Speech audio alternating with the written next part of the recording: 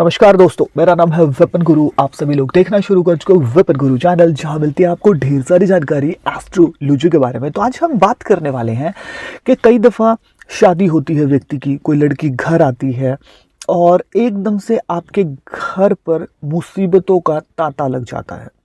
ऐसा कब होता है कि आपने शादी की और उस लड़की की जन्म कुंडली में योग था कि उसकी जो ससुराल है वो बर्बाद हो जाएगी, यानी कि आपका जो घर बार है देखते ही देखते ताश के पत्तों की तरह बिखर रहा है, बहुत सी मुसीबतें आ रही हैं।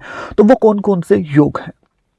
देखिए, व्यक्ति की जन्म कुंडली में योग होते हैं, उसमें उसकी तो क्या गलती है, लेकिन सबसे पहले टॉपिक के ऊपर बात करेंगे। 8वां भाव, ये हमारे इन-लॉज को दर्शाता है। अब किसी लड़की की जन्म कुंडली में वहां पर केतु बैठ जाए अष्टम में, अब केतु डिटैचमेंट देता है।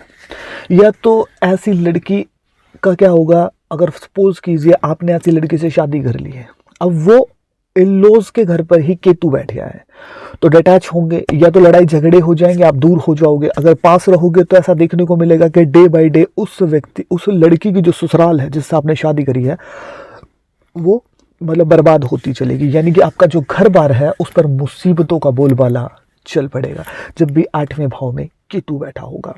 दूसरा देखते हैं, 6ठे भाव का शनि। अब देखिए, आपने सुना होगा कि 6ठे भाव में जब भी सैटर्न बैठता है तो मतलब उसको तो बढ़ाता है, लेकिन जहां दृष्टि डालता है उस भावों में प्रॉब्लम क्रिएट करता है। अब 6ठे भाव में अगर सैटर्न बैठेंगे तो तीसरी दृष्टि 8वें भाव के ऊपर डालेंगे। अब 8वें भाव आपके इन-लॉज का है, तो आपके जो इन-लॉज हैं वो परेशान होंगे। मतलब आपके जो घर बार है, यानी कि फॉर एग्जांपल आप समझ गए हैं, किसी लड़की की पर्टिकुलर हम बात कर रहे हैं, अगर किसी लड़की कुंडली में ऐसे योग हैं तो आपने उससे शादी कर ली है, तो भैया फिर आपका जो घर बार है उसमें दिक्कतें आ रही है। तो हम देखते हैं ना कई बार, जैसे कि शादी करी और शादी के बाद भाई साहब डे बाय डे कुछ ना कुछ नई नई प्रॉब्लम, घर सेल हो रहा है, आपका एटलीस्ट मैं बात करूं कि घर पर कोई बीमार हो रहा है, एक्सीडेंट हो रहे हैं, और घर पर मतलब डिस्प्यूट, सेपरेशन इतने हो गए हैं, लड़ाई झगड़े चल पड़े हैं, और बहुत ज़्यादा मतलब सब कुछ पहले ठीक था, अब सब कुछ बर्बाद होने लगा है। 6ठे भाव का शनि, शनि की दृष्टि जब पड़ेगी अष्टम पर, तो अष्टम की जो चीज़ें हैं वो दिक्कत में आएगी। दूसरे भाव में शनि बैठा हो, पूर्ण दृष्टि शनि की आएगी यहाँ से भी, मतलब वैसे तो 6ठे से भी पूर्ण दृष्टि है तीसरी, और दूसरे भाव में बैठेगा तो 7वें भाव की दृष्टि 8वें भाव के ऊपर आएगी, तब भी ये दिक्कत होती है। इवन 4th हाउस के ऊपर भी आएगी। इससे में तो ऐसा भी देखा गया, दूसरे भाव में जब शनि बैठा हो, अगर ऐसी मतलब कि जो लड़की होगी वो शादी करके जैसे ही घर आएगी तो किसी न किसी ससुराल में किसी न किसी व्यक्ति के ऊपर मतलब कि बहुत ज़्यादा मुसीबतें टूट पड़ेंगी। और ऐसे ही 11वें भाव में शनि बैठा होगा, इसकी भी 10वीं जो दृष्टि होगी वो 7वें घर अष्टम के ऊपर आएगी, जो कि इन-लॉज का घर है, तो वहाँ भी दिक्कतें आएंगी, है ना।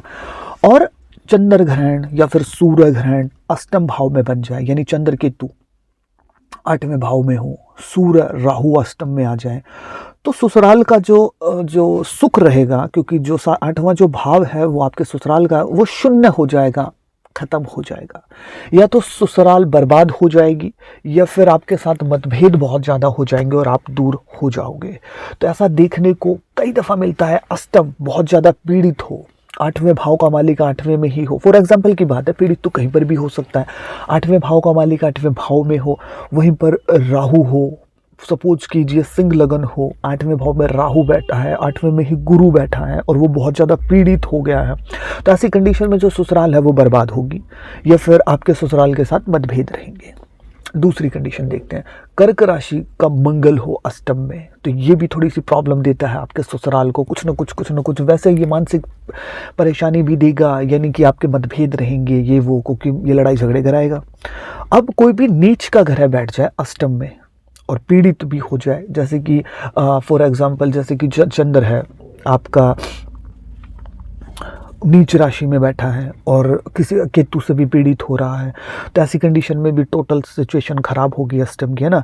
तो ये चीज़ है, जैसे तुला राशि का सूर्य हो और वो और ज़्यादा पीड़ित हो जाए, और ऊपर से शनि वगैरह की राहु उसके साथ हो, तो मतलब दिक्कतें ज़्यादा होंगी।